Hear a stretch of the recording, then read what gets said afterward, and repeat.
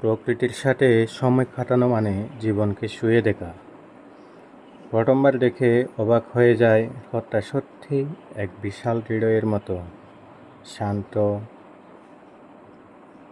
নীল জলে পাহাড়ের ছায়া পড়ে যেন একটা আবেগময় স্মৃতির মতো। আপনারা কি জানেন, এই হ্রদকে স্থানীয়রা বলে ভালোবাসার আয়না। যার মন যেমন, সে ঠিক তেমনই নিজের প্রতিচ্ছবি এখানে দেখে। পাখির ডাক, বাতাসের গান আর নীল জলের সূর্যের আলো সব মিলিয়ে এক জাদুময় মুহূর্ত।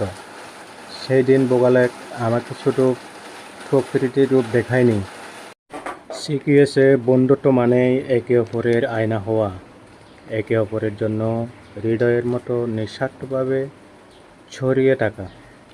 প্রকৃতি শুধু দেখার নয়, শেখারও। আর সত্যিকার এই বন্ধুত্ব সেই, যে তোমার ভালোটা দেখে খারাপটা পাশেই থাকে। ধন্যবাদ সবাইকে।